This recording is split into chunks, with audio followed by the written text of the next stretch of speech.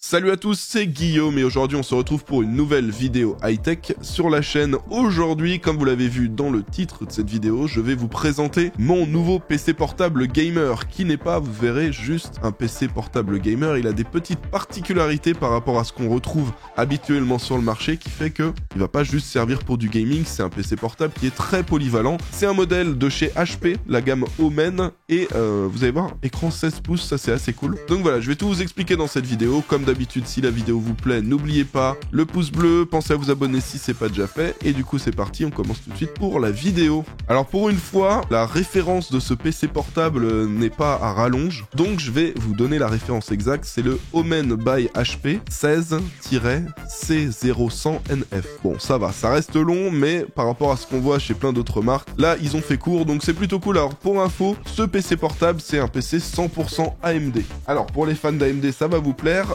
Là-dedans, on retrouve un processeur et une carte graphique de chez AMD. Donc le processeur, c'est un Ryzen 7 5800H, donc un bon processeur 8 cœurs, 7 threads, qui va être à la fois bon pour du gaming, mais aussi pour du multitâche. Et au niveau de la carte graphique, alors il existe d'autres versions, mais sur ce modèle-là, c'est une RX 6600M. Je vous ai fait plein de tests dans plein de jeux, plein de benchmarks, etc. Donc vous aurez les infos sur les performances de ce PC, mais sachez qu'il y a d'autres versions qui existent avec d'autres processeurs et d'autres cartes graphiques.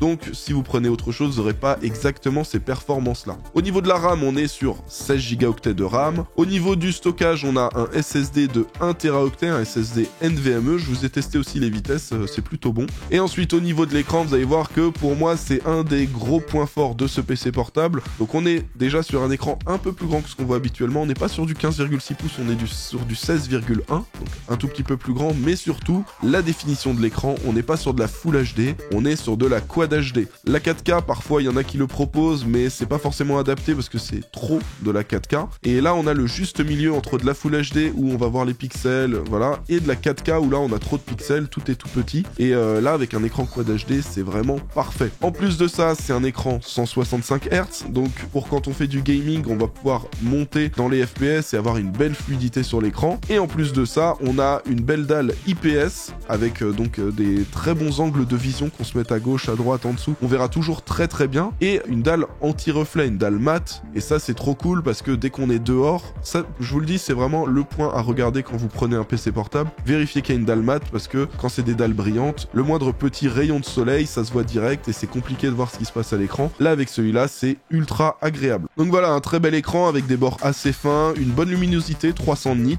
et un temps de réponse qui est plutôt bon, 3 millisecondes pour un PC portable, c'est très bien. Alors niveau connectivité, déjà on a le Bluetooth, on a le Wi-Fi 6E, donc vous avez les dernières normes, ça fonctionne super bien. Et au niveau de toutes les petites connectiques qu'on trouve autour, déjà il y a un truc qui est cool qu'on voit plus forcément maintenant sur les PC portables, lecteur de carte SD. Je vous ai dit que c'était pas juste un PC portable pour jouer, lecteur de carte SD, clairement quelqu'un qui fait de la photo, du montage vidéo, des choses comme ça. Tu décharges ta carte SD, t'as pas besoin de prendre un adaptateur en plus avec toi, ça c'est trop bien. Au niveau des autres connectiques, on a un port Ethernet, donc ça c'est vraiment cool. C'est du 1 gigabit par seconde. On a la petite prise pour recharger le PC, on a 1, 2 et 3 USB 3, et on a un USB type C. Je l'ai testé avec un petit SSD, j'ai réussi à avoir du 600-700 mégaoctets par seconde, mais sachant que c'est la limite de vitesse de mon SSD, donc ça peut aller au-delà normalement. Et ensuite au niveau des connectiques vidéo, nous avons un mini DisplayPort et un HDMI classique, donc ça c'est cool si vous voulez brancher un écran secondaire quand vous travaillez depuis chez vous, là aussi c'est très bien. Et le dernier élément, c'est la petite prise casque qui est juste là. Alors comme vous le voyez, on est sur un PC portable de 16 pouces, donc normalement grand format, mais ça reste quand même assez compact étant donné que les bords de l'écran sont assez fins. Alors ensuite il y a quelque chose qui frappe pas forcément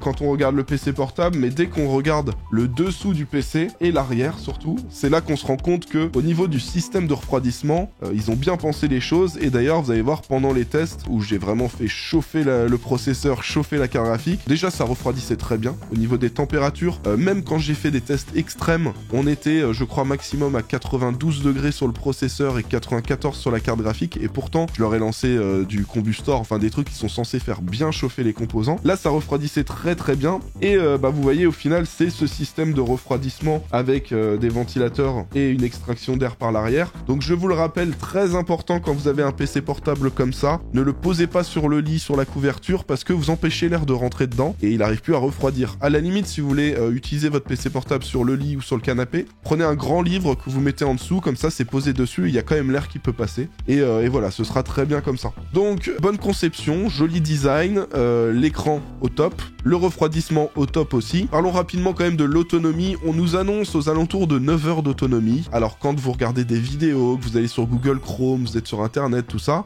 vous avez bien 9 heures d'autonomie. Par contre, je l'ai testé en jeu sans le brancher du coup sur le secteur, et dès que vous faites du jeu vidéo, alors là c'est beaucoup moins. Vous êtes plus aux alentours des 2h30, ce qui en soi est correct pour un PC portable gamer, mais attention, voilà, si vous êtes en nomade et que vous jouez sans être branché sur une prise, vous avez beaucoup moins d'autonomie comme pour tous les PC portables gamer. Alors quand même, faudra quand même noter que l'adaptateur secteur, c'est du 230 watts, donc ça c'est cool parce que dès que vous êtes à court de batterie, vous le branchez, ça recharge quand même assez vite. Des fois on a des PC portables vendus avec du 130 watts ou du 150 watts, là 230 watts ça va quand même assez vite pour le recharger. Et pour info, le poids de ce PC portable, malgré que ce soit un grand format, ça reste quand même assez faible, 2,3 kg. En soi, on est plutôt habitué sur du 15 ou du 16 pouces à avoir du 2,5, 2,6, 2,7 kg. Là, 2,3 kg, donc ça reste quand même assez compact, sachant qu'on a une carte graphique aussi dedans, hein. On n'est pas sur un PC avec juste un processeur. Alors, je vous ai parlé globalement du PC, mais je pense que ce qui vous intéresse principalement, c'est les performances. Qu'est-ce qui donne, par exemple, des simulations de rendu vidéo, qu'est-ce qui donne en termes de température, la vitesse du SSD, parce que j'ai testé ça aussi, et en jeu vidéo, j'ai testé sur pas mal de jeux avec des benchmarks. Donc j'ai testé sur Borderlands 3, à chaque fois tous les jeux j'ai testé en Full HD, en Quad HD, donc la définition de cet écran 2560 par 1440, mais j'ai testé aussi en ultra haute définition, en UHD, donc la 4K, hein, ce qu'on appelle la 4K. Vous allez me dire pourquoi t'as testé en 4K alors qu'on n'a pas d'écran 4K. Je l'ai fait au cas où parmi vous il y en a qui voudraient brancher un écran secondaire 4K et jouer sur un écran 4K via le port HDMI ou le port DisplayPort, c'est possible, et comme ça vous avez un petit peu une idée des performances en 4K. Vous allez voir qu'il y a certains jeux, ils se débrouillent vraiment très bien pour de la 4K. Donc on a Borderlands 3, on a Gardien de la Galaxie aussi, on a GTA 5,